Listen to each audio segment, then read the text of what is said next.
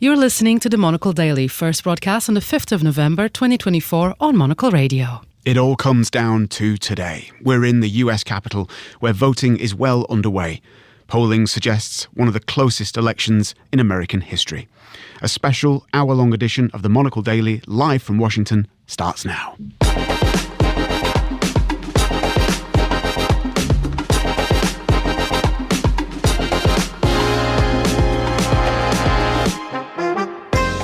Hello and welcome to the Monocle Daily, coming to you from Washington, D.C. I'm Monocle's senior news editor, Chris Chermak. And I'm US editor, Chris Lord. Over the next hour, we speak to a senior advisor to the Trump campaign about how to take down the tenor and the temperature of this fraught election. Also ahead, we'll get the view of a Democratic Party campaigner for State House in the swing state of Pennsylvania. Plus, our own Carlotta Rebello has been out with, believe it or not, outside observers who are here in D.C. keeping an eye on the state of American democracy. And finally, a roundtable discussion about what tomorrow will look like from a mass of legal challenges that are expected and how to ease the deep polarization that this country has been facing. Stay tuned. All that and more coming up right here on the Monocle Daily, live from Washington, D.C.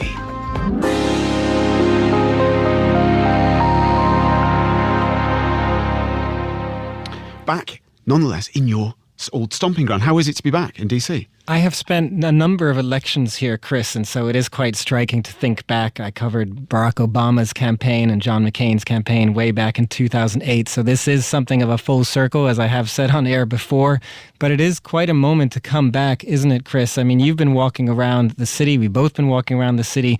There is a different atmosphere this time than there was in 2008. One of the things we've been absolutely struck by is the volume of fortification, frankly, and it's not overstating the point, that has happened here in the US Capitol in the last couple of days. You know, there are concrete barriers all around near Pennsylvania Avenue, which of course right where the White House is. A lot of the old restaurants, you know, famously where journalists would gather, have got, you know, wooden sort of balustrades all around them. There's metal grating and so on. There is a sense, Chris, and I wonder, given your previous experience here, has it been like this in previous years? Have you ever seen a level of fortification like this before? I had not seen a level of fortification. Some of this, of course, around federal buildings maybe is normal, but the fact that businesses are boarding up, all of that is completely new. In 2008, of course, there was a bit of a celebratory atmosphere. Even in 2016, maybe not a celebratory atmosphere for many in Washington, D.C., which is, of course, heavily Democratic, but protests right outside the White House, that kind of thing, that is entirely fine. But this is going to be a very different few hours, isn't it, Chris? Yeah, it is, and we're braced for it. Well, in just a few hours' time, we will have the first results of this long-awaited presidential election. But before we get there, we're going to start the show today with one more look at what the polls are saying. And for that, we are joined by Ann Seltzer, pollster and president of Seltzer & Company. Anna, it's great to have you on the show, particularly because you have the poll from Iowa that absolutely everyone is talking about right now. What's that been like for you? Well, it was certainly unexpected. I think everybody thought this will be another sleepy Iowa election. And then starting early last week, as we were getting the first nights of interviewing coming in as data, it was clear that things were shaking up in this state. And we now have Kamala Harris with a 3-point lead. That's not a huge lead, but given that Iowa is almost completely Republican in every way you want to count it, in terms of elected officials at the statewide level, there's only one that is a Democrat. Our entire Washington delegation, as you likely know, all Republicans. The two chambers of our state house, both Republicans, and not by small margins. So for at the presidential level, to see Kamala Harris move her campaign forward in Iowa. Joe Biden was an 18-point deficit when we polled in June. We saw Kamala Harris, when she joined the ticket, narrowing by 14 points, so she was down 4 points, and now she's leapfrogged over former President Trump to hold a small lead. And no surprise, really, that Donald Trump, upon seeing your poll, acted and reacted with no small measure of anger, I should say. A little later in the programme, we're going to be speaking to an advisor to his campaign, Brian Lanza, and we wanted to just play you a little bit of what he said about your Iowa poll and just get your reaction. She's of the view and the belief that men over the age of 65 are voting for Harris.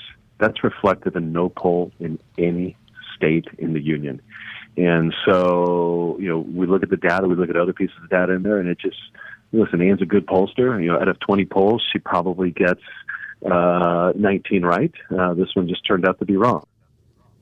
I just wonder your reaction to that, Anne, and what you make of what he's saying about the data there. Well, sure. I would just question what is the source of his data. And he may be looking at past elections. My methodology is designed to not rely on what's happened in the past, because while it's a good predictor of what's going to happen in the future, the Seltzer caveat to that is until there's change. So my method is designed to show me what the future electorate looks like. I do not presume it's going to be identical to the past electorate. So his concern about men age 65 and over, in fact, in our September poll, where we had Harris having made up some ground but still trailing Donald Trump, men over 65 did in fact go for Trump. But that changed with our final poll. It's a small lead, but it's a change nonetheless. And are there things from that poll that you can extrapolate from Iowa to the rest of the country? Because some of the things you're talking about there, obviously, whether older men are voting for Harris or Trump, those kinds of things, that could be happening in other swing states as well. These have been such difficult elections to predict because of so many changes, even obviously in Iowa, where Obama, of course, won twice in his election campaigns. And now we've seen Donald Trump win and this state become very heavily Republican. Are there things you're seeing in Iowa with this poll that can be extrapolated to the rest of the country? Well, you won't hear me doing that. People are asking that question a lot, which is this a canary in a coal mine? And could the same thing be happening? It could, but I don't really have the same quality of data to look at in Wisconsin. So it would be a work of fiction for me to say that I know what's going to happen in Wisconsin. And I've done some reporting in Iowa, and they are clear-sighted people up there. They're very often pragmatic in their view. We had a state senator on over the weekend talking to us a little bit about what he's hearing. He's an Iowan state senator. What he's hearing at the doorstep as he's going out and canvassing. One of the key things that he put that poll down to really was a sort of sense of distress about reproductive rights and potential changes and trying to secure that. Can you pin anything down along those lines? Well, I can not quite pin it down, but there are clear indications that that's what's happening. And the indications would be that we know from our statewide polling that a strong majority, nearly 2 out of 3 Iowans, favor a position for the state that all or most abortions should be legal. And during the summer in July, the 6-week abortion ban that was passed by the Iowa State Legislature was put into effect.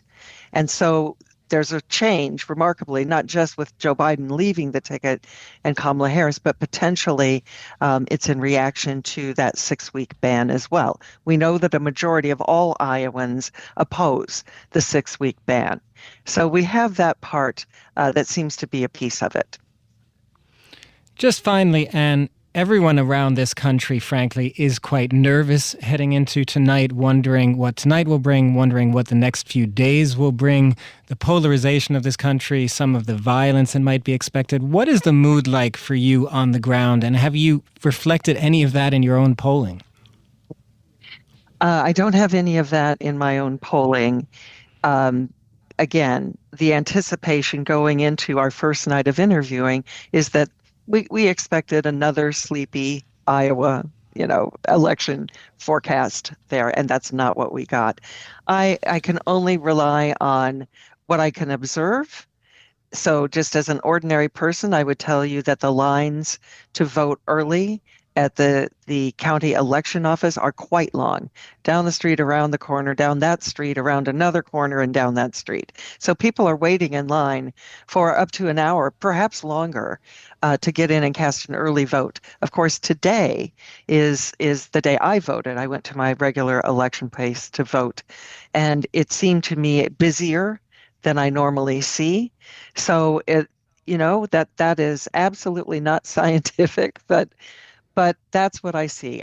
And I live in Polk County, where Des Moines is, and the metro area is. It's one of the blue counties in a mostly red state. but I go kind of driving the neighborhoods to see what I can see, and I feel like I'm seeing substantially fewer signs for Trump. And I did see my favorite sign in a yard that said "Never Trump" and a yard that was for a member of Congress who's an incumbent Republican. Therefore, in the middle of those two signs was Romney 2024. And I thought, okay, I don't think he's on the ballot. Back to the future, but, yeah, okay, interesting. All right, well, look, but a 2024, trusted eye. Update it, yeah. A trusted eye on Iowa there. That's Ann Seltzer, president of polling firm Seltzer & Co. in Des Moines. Thank you. This is the Monocle Daily.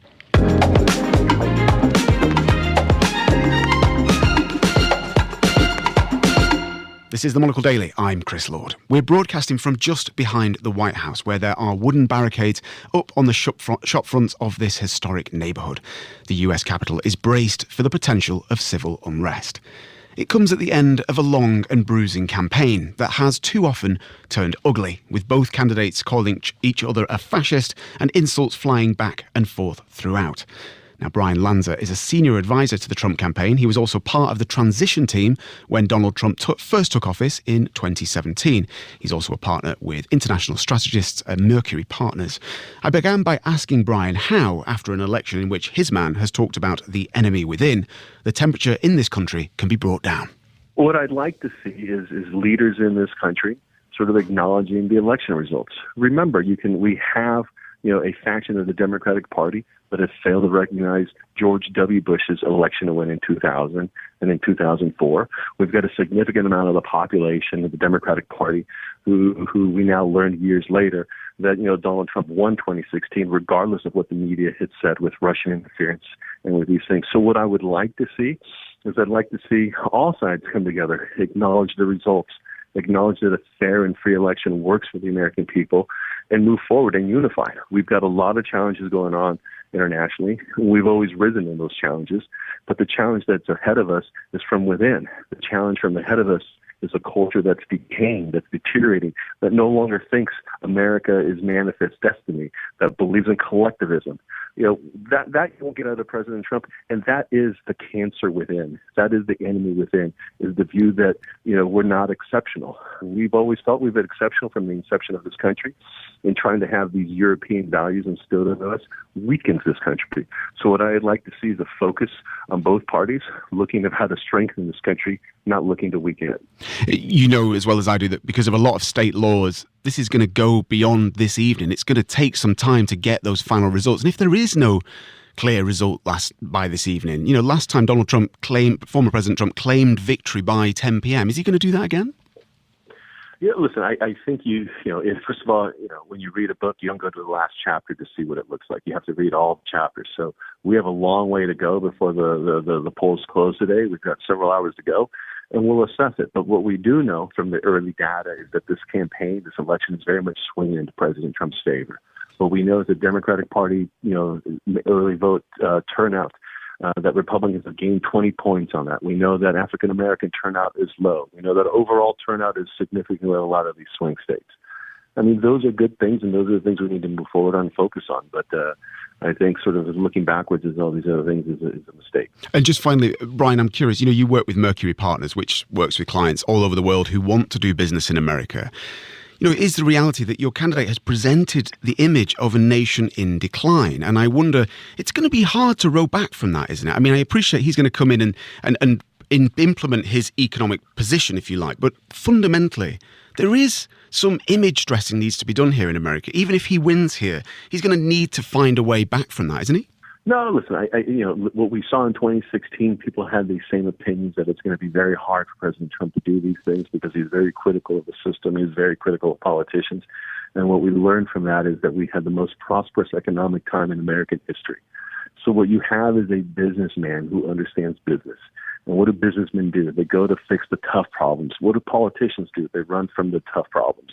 So there is a cultural difference between who President Trump is and the establishment in Washington, D.C., but that's okay. The president sets the tone. The president is the messenger in chief. And what he said in 2016 and what he's saying again is that America is open for business the right way. You're not going to take advantage of American workers. You're not going to take, even American corporations are not going to take advantage of American workers. We're open for business again, but more importantly, the people, the workers of America, they're ready to be treated respectfully again. But Brian, look, you know as well as I do, those economic forecasts, especially around some of the very strong tariff measures that he has said he's going to impose. You're somebody who's been going around this world, having meetings all over the world, including in China and other places, about, as I say, people who want to do business here. How on earth is that going to be attractive with such stringent tariffs that he's talked about? Listen, I think what's important to do is President Trump talked about tariffs in 2016. He came in and he had an approach and it worked. I think the thing is to be patient. At the end of the day, international money, business people, money has to go somewhere. They're not going to Europe. We know that because there's not enough growth for anybody to make any profits in Europe. They're not going to China because of the national security concerns, right? So there's really only one place for them to go is the United States. It's the free world. And, we're going to set forward the economic policies that encourage, foreign trade, that encourage foreign investments. 2016 through 2020, foreign investment hit a record high in spite of President Trump's tariff conversation. So I always tell people, the rhetoric is one thing, but you got to look at the policies. The policies are pro-growth policies, and the rhetoric is a little bit different. But the rhetoric's to let people know that we're taking notice, we're not going to be taken advantage of. And if you come to the United States, you're welcome to do business, you're welcome to play by the rules, but you're not going to take advantage of the American worker. Brian Lanza, Senior Advisor to the Trump campaign and a partner in Mercury Partners. Thank you for joining us. This is the Monocle Daily.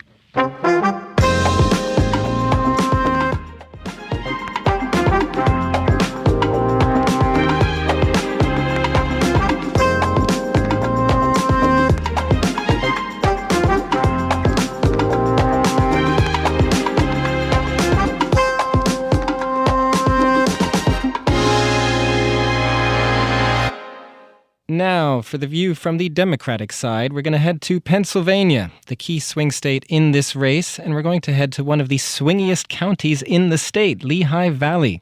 We're joined from there by Anna Thomas, a candidate for the state's House of Representatives. She's running for a second time to unseat a 7-term Republican incumbent over there.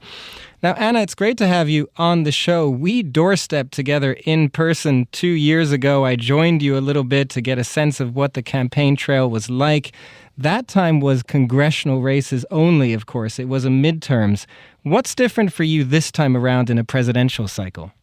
Chris, I'm so glad we get the chance to reunite this year in a presidential year because, look, in Pennsylvania, most people are not aware that there is an election unless it's a presidential year. And I think that's been my top finding when I've canvassed this year, folks who didn't realize that there were other folks on the ballot aside from just the president. So there's an amazing upward rising tide that's lifting all boats this cycle, where we know that when we have increased turnout in our district, it means good things for folks across the board on our side of the ticket.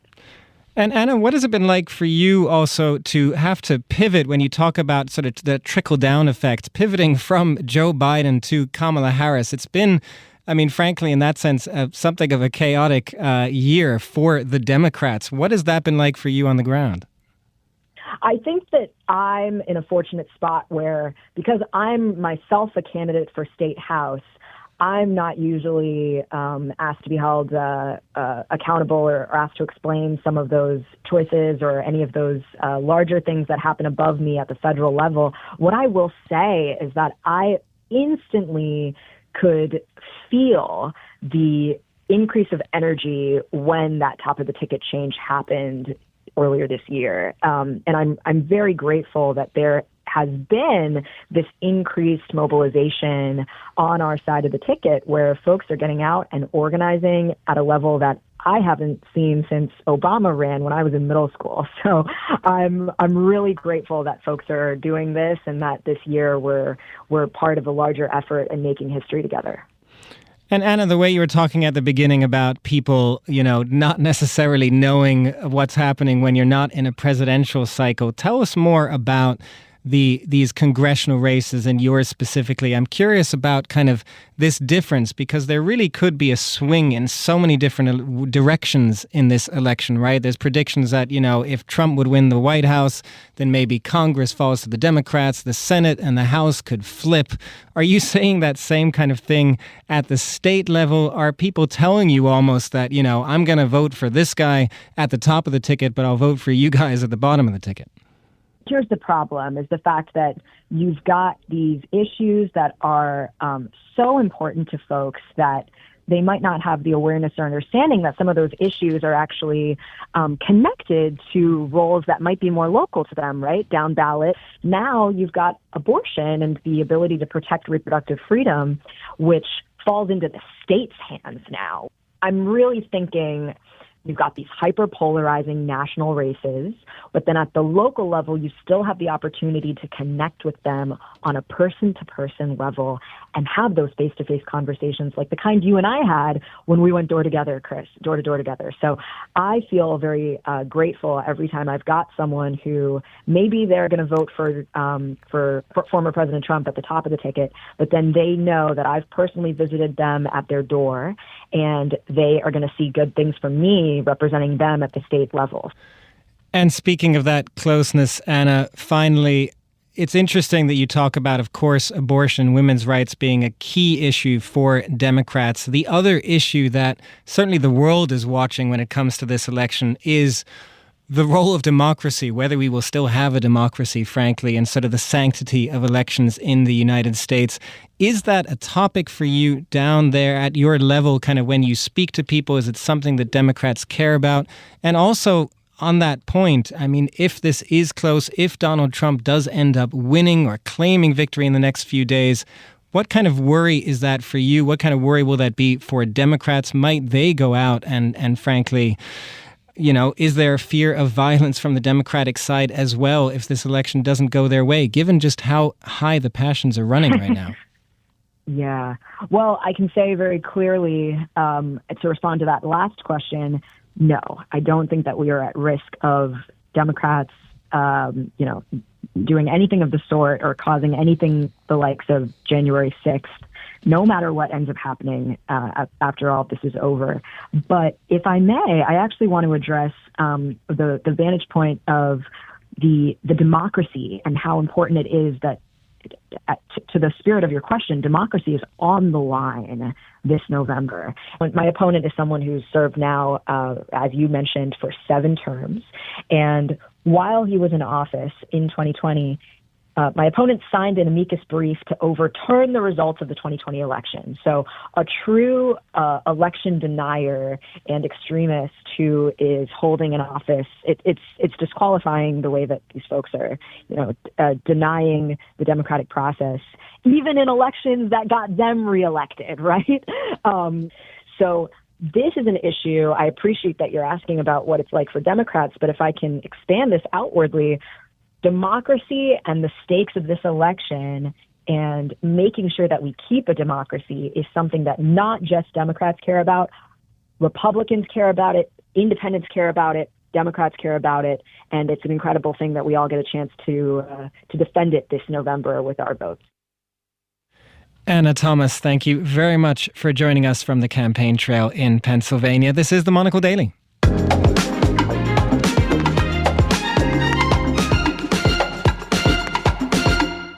Now, for a look at how the night might play out and what Donald Trump might do depending on the result. Here's Monocle's Andrew Muller. Should Donald Trump lose this presidential election, there does exist the theoretical possibility that he might choose dignity, probity and decency. Accept the decision of his fellow citizens, thank his team for their efforts while taking responsibility for the collective failure, and congratulate his opponent, perhaps graciously and generously noting the particular significance of her victory, much as John McCain did when defeated by Barack Obama in 2008. This is an historic election, and I recognize the special significance it has for African Americans. and for the special pride that must be theirs tonight. There also exists, of course, the theoretical possibility that Eric Trump might write a Booker Prize-winning novel, or that Donald Trump Jr. might read one. If we have learned one thing about Donald Trump over the last 3 presidential election campaigns, it is that though he is an astoundingly boorish and charmless winner, he is an outstandingly bad loser. If he is beaten again, the chances of him accepting the loss must be assessed as slight. Today I will lay out just some of the evidence proving that we won this election, and we won it by a landslide. This was not a close election. But aside from whinging his way through further of his familiar gibbered soliloquies about the vast yet furtive deep state apparatus which thwarts him, does he have any actual options? Surprisingly and alarmingly, yes. The scenario is basically this. Most analyses suggest that if Vice President Kamala Harris wins on Tuesday, there won't be a lot in it. So let's say she just falls over the line in Pennsylvania and Georgia to complete a modest 277 to 261 electoral college victory, but both states are so close that the votes take several days to count and recount. Trump and his flying monkeys, including ex-proprietor Elon Musk, have already been laying the groundwork for the suggestion that in these states and others, the fix may be in. I mean, the sheer number of hoaxes that the Democratic Party is pushing over and over again. Trump has repeatedly refused to offer reassurance that he would take the L. If he does lose, especially if it's not by much, Trump will allege fraud and hope sympathetic state election officials, of whom there are depressingly many, will postpone certification of the results, and that unsympathetic state election officials may be bullied or terrorized into compliance, as Trump attempted to do in 2020. We will stop the steal. This would be followed by lawsuits, which, even if as risible and frivolous as those brought by Trump after 2020, will cause delay and suspicion. Trump would then require a concurrent effort in Congress. The Congress also being elected on Tuesday will be seated before the joint session which confirms the Electoral College results. If the Republicans win control of both the House of Representatives and the Senate, they could ask Trumpist state legislatures to send alternative slates of electors. The ultimate aim would be to go around the Electoral College and let the House choose the next president. Each state delegation has one vote, 26 would do, at which Trump would be hoping that his stooges on the Supreme Court would remember who put them there. The Supreme Court today, I thought it's a very beautiful process. I hope that democracy in this country will continue. But it won't be easy. Even if Trump is better organised in 2024 than he was in 2020, he does face stiffer obstacles. For a start, he isn't president this time, and whatever happens on Election Day or in the days and weeks after it, Joe Biden's tenancy in the White House does not expire until January 20th, 2025. Until then, President Biden remains Commander-in-Chief of the US military, and the Justice Department also answers to him. Further to that, last time Trump tried to overturn an election, he couldn't get his own vice president, a role which includes serving as president of the Senate, to scupper the certification of the Electoral College votes. And he looked at Mike Pence, and I hope Mike is going to do the right thing. I hope so. Because if Mike Pence does the right thing, we win the election. Kamala Harris seems on balance an even less likely co-conspirator, and at any rate, adjustments made to the Electoral Count Act in response to the events of January 6, 2021, and passed with bipartisan support, have made it theoretically tougher to overturn the Electoral College, in part by affirming that the Veep's role in the process is altogether ceremonial. Added to which, any hopes Trump might have of scaring up another angry mob to march on the Capitol may be hobbled by the fact that authorities have had 4 years to prepare for such a stunt, and possible difficulties of recruiting a rabble to rouse. Hundreds of participants in the attempted putsch of January 6, 2021 are in prison. Potential participants in a rerun may not fancy joining them. And of the 7 likely swing states, 5 have Democratic governors, and in Georgia, Republican Governor Brian Kemp was commendably steadfast in resisting Trump's nonsense last time out. Among all of which looms the possibility of significant and widespread uproar among that considerable cohort of armed Americans who've believed anything Trump has said these last 3 campaigns. Trump himself has little appetite for violence. When his cult stormed the Capitol in January 2021, he was conspicuous by his absence from the vanguard breaching the barricades. But chaos is Trump's natural habitat. If he can cause it, he will. For Monocle Radio, I'm Andrew Miller. Andrew, thank you. You are back with the Monocle Daily. This is an election that is going to be watched around the world, not just for the democratic stakes we were just talking about, but because the two candidates have extremely different views of the world, of diplomacy, how to deal with allies and adversaries. Well, to help us unpack some of that, we're joined now by Jacob Heilbrunn, editor of the National Interest. Jacob, great to have you in our studio. Many thanks. So, foreign policy, I think it's fair to say, does not often figure in American elections at the top of the agenda, right? It's always about domestic policy, economy, all of that kind of stuff. But given the state of the world today, is there something different for you about this election and how Americans are talking about it? There is, because the subject of Donald Trump's fascination with dictators has become part of the Kamala Harris's election strategy. So in a way, foreign policy has been subsumed into a debate about what constitutes fascism in America. Is Donald Trump, in fact, a fascist, or is he simply a blowhard? And what can we say about that? How has that gone? It feels like that in itself is a nutshell of how extreme this campaign has become, right? Because Donald Trump's people, of course, just say, oh, the fact that you're calling me a fascist shows how extreme you are as Democrats. Let's all take down the temperature. What's been your view of that back and forth? I found it fascinating because, this has been an eternal debate in Europe, especially in Germany. You have all these theories about fascism, and no one can exactly define what it is, even historically, because you have Mussolini, you have Hitler. They're quite different from each other. What is fascism? So everyone struggles to define it.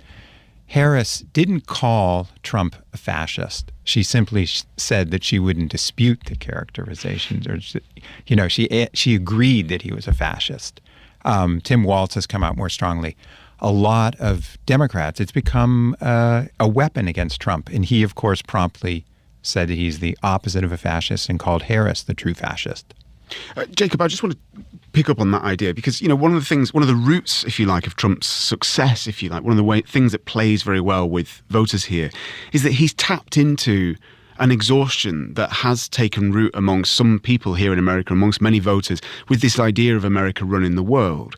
He can play on that so cleverly and has done throughout this campaign. Whoever wins at the end of these next few days and weeks, whoever wins here is going to have to wrestle with that reality, isn't it? That Americans are simply fed up with being the country that the world looks to for some kind of leadership. There's a percentage of the population that is fed up, but I don't think it's the majority yet. For example, aid to Ukraine remains popular, not just among Democrats, but also among Republicans. However, there's a bigger contingent that is rebelling because of the failed wars in Afghanistan and Iraq, what they call the forever wars. So that is exactly right. Trump has operationalized that and used it to argue that we can be friends with Russia. Why be an antagonist of Vladimir Putin? He can be our friend. One of the things that I've reported on at length is the kind of pivot to the Pacific, if you like, that's happened since those forever wars that you're talking about. There has been a mobilization of rethinking what the Marines are about, looking back towards the Pacific as an island-hopping force, essentially trying to shift some of that balance of power in the Pacific and the tussle with China, if you like, there. How remote is that, do you think, to a lot of American voters? When they think about, when they talk about the threat to Taiwan, how important, really, we talk about this percentage of voters, but also more broadly, do they think, well, what does that have to do with my life? I think a good chunk of Trump's supporters would agree, yes, there's no reason to defend Taiwan. And Trump himself has gone down that road by saying that Taiwan isn't paying enough to defend itself. He says the same thing about NATO members. I actually don't think that he cares whether or not they're paying. I think it's all a pretext to extract the United States from its foreign commitments.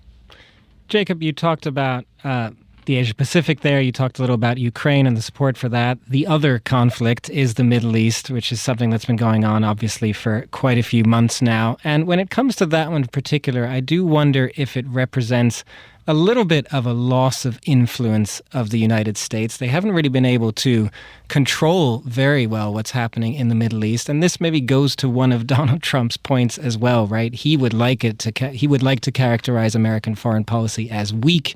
He promises to end the wars in the Middle East and the war in Ukraine essentially on day one. But is there anything to that the U.S. has lost a little bit of influence, needs to get some more muscular foreign policy back, whoever is in power? Well, that's a little contradictory for Trump because he came entered the Oval Office in 2016, in part because of the calamity of the second Iraq War prosecuted by the George W. Bush administration. So Trump is on a knife's edge there. I think his hope would be to give the Israelis free rein to crush and expel the Palestinians, probably both from the Gaza Strip and maybe from the West Bank as well. So I think Trump, he says, just get it over with. That's essentially a blank check. And speaking of contradictions, I guess, on the one hand, get it over with. On the other hand, he has said multiple times that he believes we might be facing World War III. He's not necessarily wrong about that either. The next candidate is going to be tested no matter what. Are either of them up to it, do you think? I think Harris certainly is. She has been in the White House for 4 years. She's not reckless. She has a good foreign policy team. Her national security advisor would be Phil Gordon. I think if you have Trump in office, you're going to have chaos. He's going to overturn the global order. In both domestically and in foreign policy, you could have, with these tariffs that he's proposing, up to 100%. He could usher in an economic calamity. And I do believe that he would try to pull us out of both our alliances in Asia and Europe. One thing, Jacob, that strikes me is, when the top of the Democratic ticket changed, obviously voters here didn't know a huge amount about Kamala Harris. They had not seen many interviews with her. She'd been very remarkably quiet when she was in office as vice president. They just simply didn't know much. But what you did hear, ironically, came from the international community. She spoke at the Munich Security Conference. She represented Biden on the world stage now and then in meetings with defense chiefs and foreign ministers around the world. Just give me your assessment of her. When we talk about, this potential of having to go into the Middle East and start doing, frankly, that hard lifting, that heavy lifting that's going to be maybe, hopefully down the line, some kind of accords. When you have seen her in action on that world stage, what's been your assessment of her? I think she's gotten more confident than she was. I mean, the early years were a bit dismal, and she attracted a lot of criticism, had a lot of turnover on her staff, and did not look confident in public appearances. This campaign seems to have transformed her. And I do think that she is younger than Joe Biden, is probably going to be more aggressive in supplying Ukraine with weapons and in challenging Netanyahu. We know that she already did challenge him when he was here in Washington privately, and he didn't like it. Trump talks about this idea of bringing Ukraine to some kind of resolution. The plan that's been sort of talked about in a way is it's very vague, we should say, but sort of getting Zelensky to one side and putting extreme pressure on Putin to come back to that table. Do you think he can do it? No, I think it's complete rubbish. I think what his design is to dispose of the Ukraine problem, and he can create peace overnight just by giving Putin what he wants. And that, I think, is the aim. Which will look like essentially forcing Ukraine, if you like, to give up territories that have been seized and so on. Right. And I don't think it would actually be that difficult to put Ukraine in that position, since it's entirely dependent on the West. And if you look at Germany's Chancellor Scholz, he has proven to be quite weak in standing up to Russia.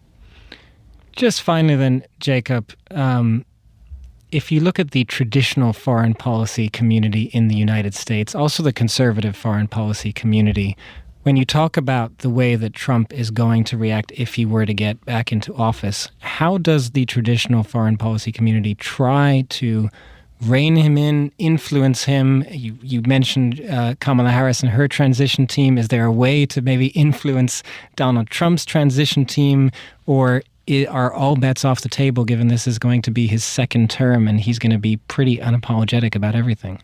I do think he's going to be emboldened. I mean, this would be the greatest comeback in American political history. He looked like he was toast after January 6th, and he was anathematized by a good chunk of the Republican Party. Now, if he comes back into office, he can depict himself as the savior, and he believes that he has this magic formula to avoid the World War III that you were talking about. The traditional foreign policy establishment, the only people, maybe if he appoints Tom Cotton as Secretary of Defense or puts in Mike Pompeo again as Secretary of State, maybe they would be able to restrain him at the margins.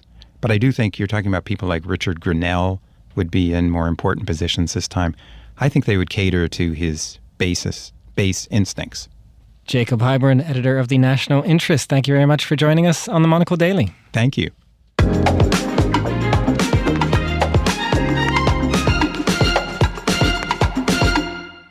You are back with the Monocle Daily. I'm Chris Chermak. Now, it would be no exaggeration to say that both sides in this race believe democracy is at stake, that their candidate is the one to fix everything, and that the other side is going to mean the death of this country in some way, shape, or form. It's enough to raise the passions to a fever pitch and also spark questions of whether politicians and voters will even accept the result. Well, to help us look at what happens next and how to take the temperature down, we're joined now by Rebecca Green, co-director of the Election Law Program at William & Mary Law School, and by Jesse Ministo, director of debates at Braver Angels. It's a group that invites Republicans and Democrats, or Reds and Blues, as they're known at Braver Angels, together for dialogue. And Rebecca, I want to start with you. Have you ever had to explain election law to people as much as you have had to do ahead of this one?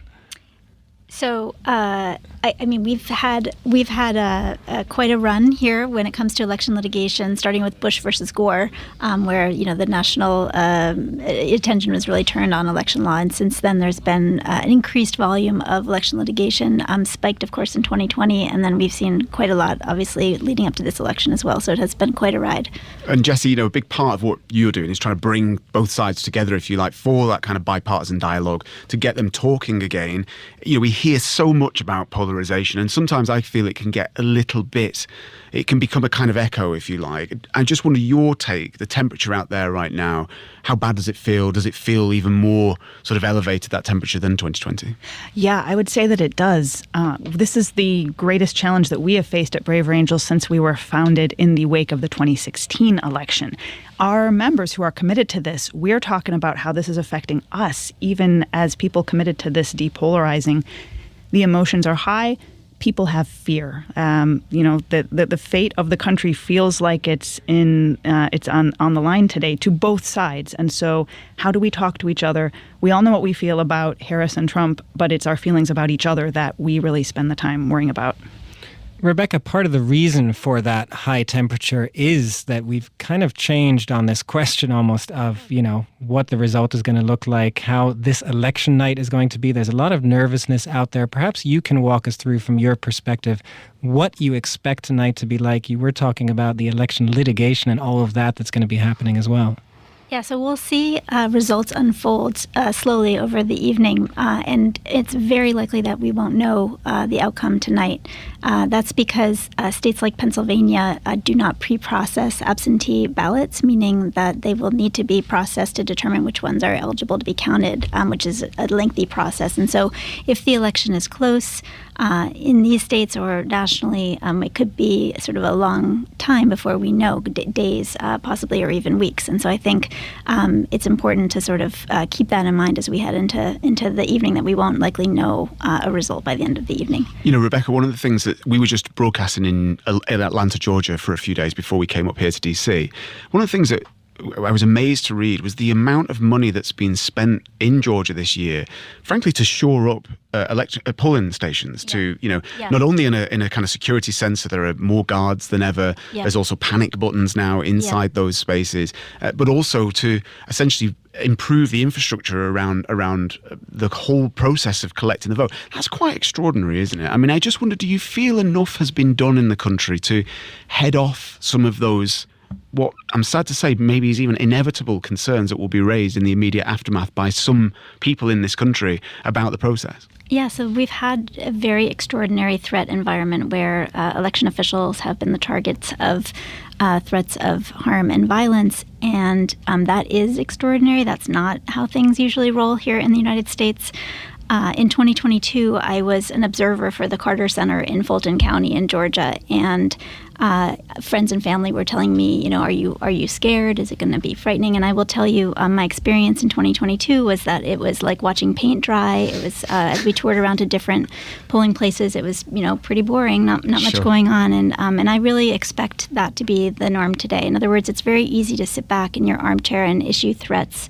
It's another thing to spend your day at the polls, sort of watching what's going on, and it's just the ordinary process of democracy. So I'm hopeful that that's what will continue to unfold.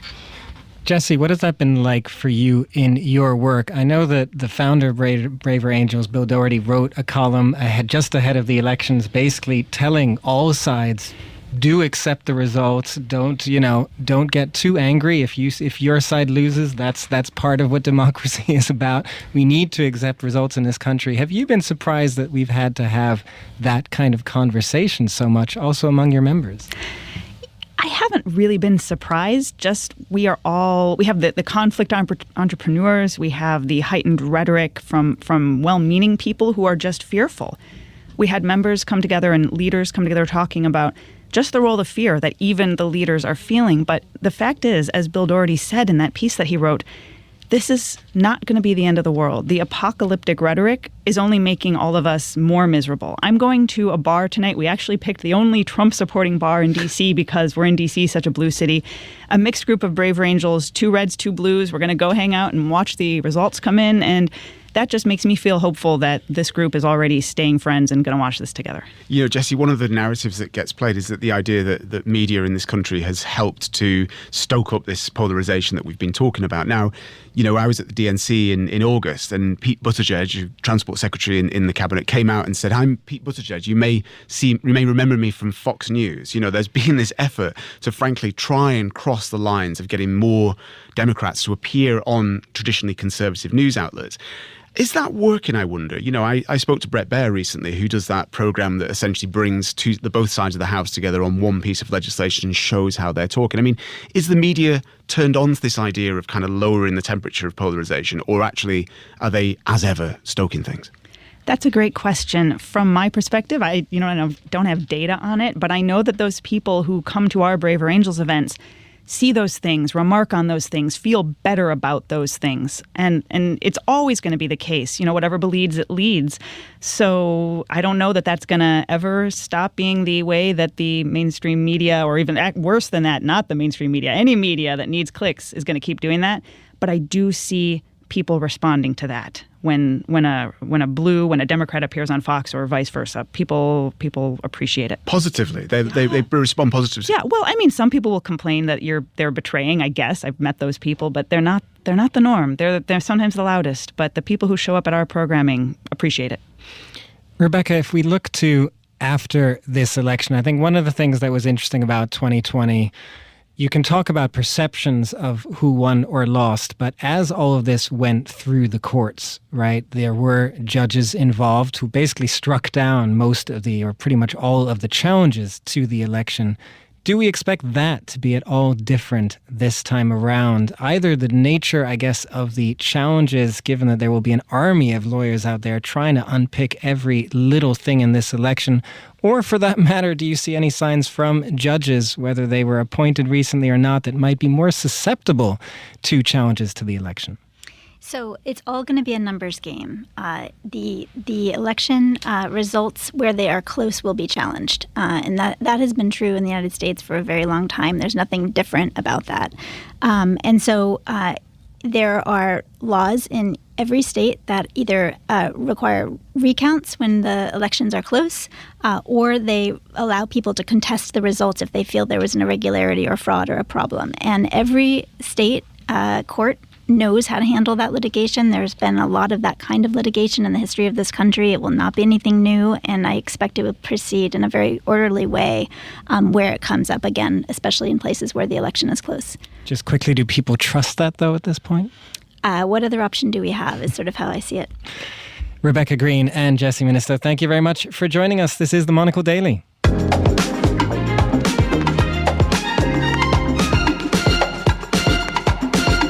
The International Foundation for Electoral Systems is a non-partisan organisation based here in the US, in Virginia, and it invites foreign election officials to the US to keep an eye on its electoral process.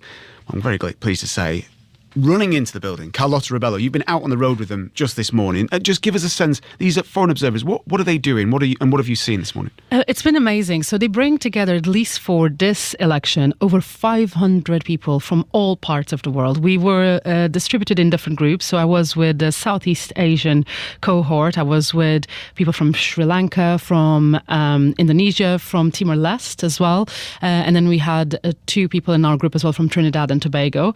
And basically, it's all about showing how the elections take place in different countries. And this is an organization, as you described, Chris, that takes people to all these different places. So they had been in India earlier in the year. They have been in the UK. They travel around the world to learn not only what are the best practices, but how elections can be done differently and better. Now, it's important to distinguish that these are not international election monitors. Monitors have the ability and the authority to interfere. So if something is not done correctly, they can step in. Observers are exactly what the name says. You're there to watch and report back. And but they are reporting back. So in a sense, I mean, they're coming here in such a fraught year of election. I mean, what kind of things have they been making of the kind of build-up that we've been talking about here? I mean, I know it's been a common thread as well between the 3 of us speaking just last night since we arrived here. But the fact that there's so many barriers up and the battle of disinformation has been quite a big theme. And now this morning we were out in 2 different parts, which was quite interesting because we are here in Washington, D.C., but we are so close to Virginia.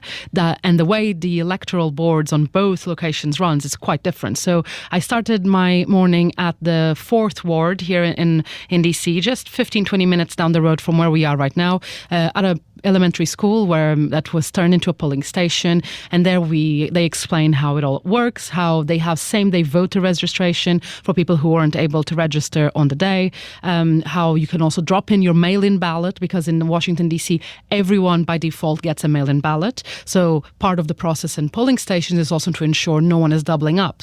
If you have voted by mail, that you're not turning up again. When we were there, actually, it happened that someone showed up and said, hey, I just checked in and it says I voted, but I haven't. So what happens to those votes? It is what they call a special section vote. They still vote. No one is rejected by voting on location. It goes into a separate ballot box that then the Electoral Commission, based on that person's details, will decide at a later stage if their vote counts or not. So they're not mixed with, let's call it, regular votes in the sense that it's regular versus special. And everyone gets notified if their vote has counted or not.